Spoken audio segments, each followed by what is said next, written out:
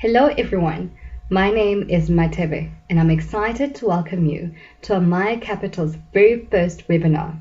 This is a series of webinars covering innovation and entrepreneurship. As I said to you before, this is really benchmarked against Harvard, Stanford, IDEO and Wits Business School.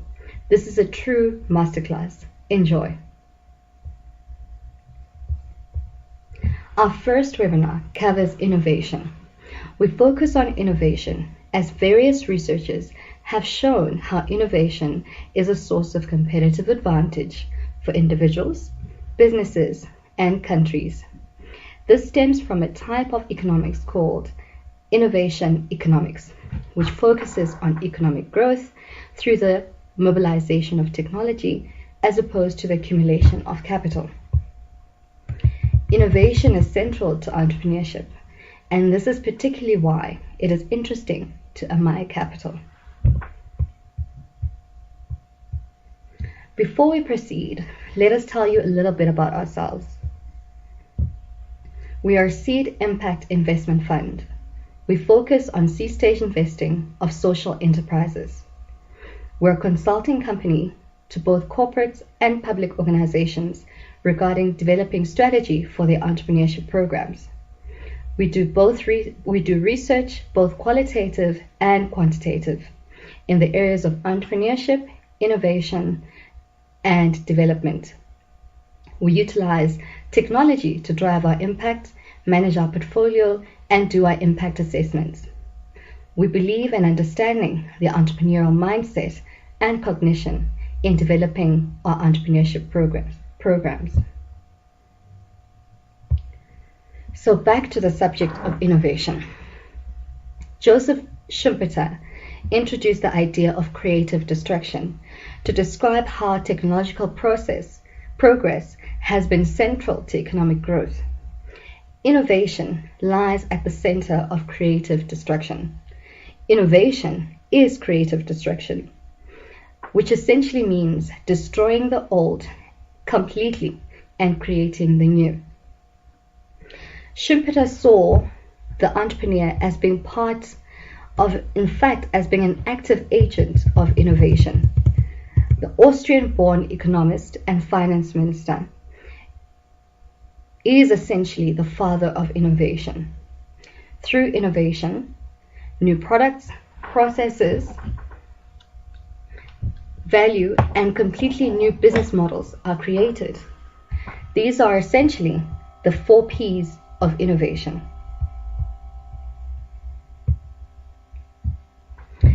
Innovation scholars have found that innovation usually takes place in one of the 4 P's. Product innovation, this quadrant here,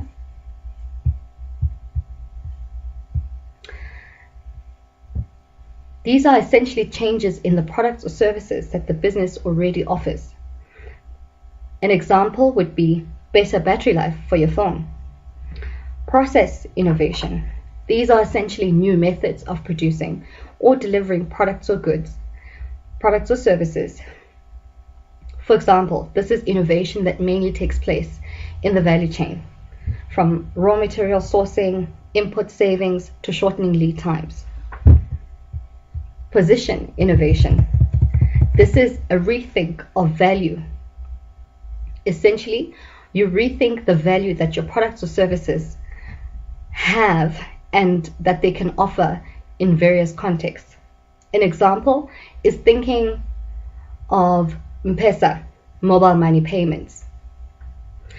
M-Pesa essentially uses your phone to transfer money. This is indeed a different context. Paradigm innovation. This is essentially business model innovation, a complete mental model change to how an organization creates value. Think of providing a free service to a customer who needs it the most while making your revenue through marketing or point systems. This actually reminds me of Michael Porter's shared value, which focuses on creating economic value through social value. More about that in our social entrepreneurship webinar. So now that we know where to begin to innovate, the question is, how far out can we push our innovations? These are the dimensions of innovation. Or, if you may, the types of innovation. They range from incremental to radical. And they can actually happen both at a component level and a system level. Incremental innovations are essentially about doing what we do better. At a component level, this means we're improving our components, improvement to components. At a system level, this means we're issuing out new versions of cars, phones, and software. These are small changes, and most companies tend to innovate here. Then there are innovations that are new to the enterprise. At a component level, this is innovation based on new components for existing systems. At a system level, these are essentially new generations. Think of Blu-ray display to HDR.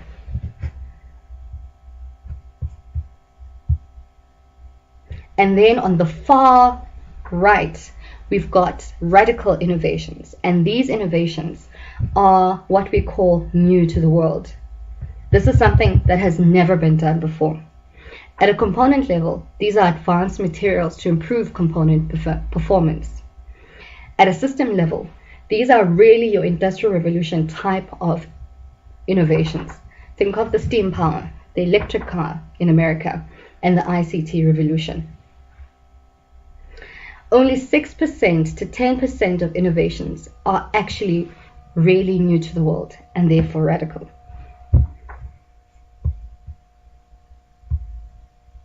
So combining our previous slide and the one before that, we actually come up with what we call the innovation space, where you can either choose to innovate using your product, process, paradigm, or positioning of value. And along those lines, you essentially can innovate from incremental to radical in each dimension. And this really wraps up what we call the innovation space. I must give credit to Ted, Basant, and Pavit for really being able to summarize innovation in this manner. So then let's look at some practical examples. Discovery, a South African-based company, essentially innovated using positioning through vitality. Vitality actually is designed to give its customers more value in that it makes them healthier. This is a really different way of thinking about medical aid or health insurance. Zara is one of my favorite ones, having been in the retail industry myself. This is a Swedish-born company, and they've been able to outwit everyone else in the market through shorter lead times by optimizing their supply chain. And this is, as you can see very clearly, is process innovation. And most people will really love Rolls-Royce, who amongst other things, a British-born company, really manufactures engines for airplanes. Instead of selling an entire engine to an airplane, Rolls-Royce completely changed the business model by selling hours to utilize the engine. Amazing. Now, as you look through your business models, your processes, your products, and you're looking for ways to innovate, design thinking principles are really useful in helping you to innovate, having seen the innovation plane. There are 5 principles that can really be grouped into 3 stages. The first stage is inspiration, and that combines both the principles of empathy and defining the problem. Inspiration takes a human-centered approach through empathy. You imagine the world from multiple perspectives, and essentially through the lens of empathy, you define the challenges or problems that people are experiencing. And you do this through multiple perspectives, from your colleagues, to your clients, to your friends. Defining the problem in its entirety and its consequences means that you must be utilizing SMART, meaning as you define your problem, look at specific, measurable, achievable, realistic, and time-related elements of your problem. As you define the problem, build in resources to address the problem. Involve many disciplines: psychology, engineering, marketing, and pay attention to extreme users and ask how can technology help? Of course, as you define the problem from multiple perspectives, it is easy to get bogged down into the problem. So expect to succeed. Be optimistic. Ideation is a second phase, and it really covers ideation and prototyping into one. This means you must experiment early, brainstorm, make many sketches, apply integrative thinking, co-create with your customers, and prototype. Applying integrative thinking is critical at this stage because you're trying to design a solution that unites two seemingly opposing ideas and that are actually able to solve multiple facets of your problem.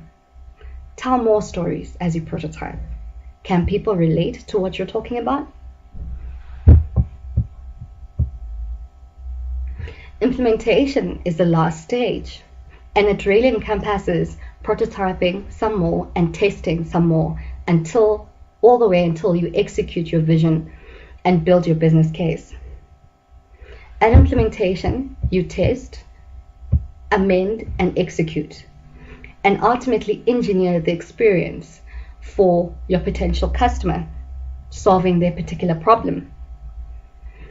It's very critical for you to build a solid business case at this point in time and create a clear communication strategy so that all stakeholders who are part of your solution can understand your messaging.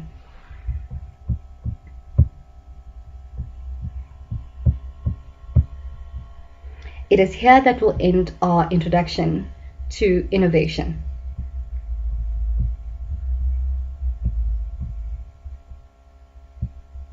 I hope that you've enjoyed the presentation.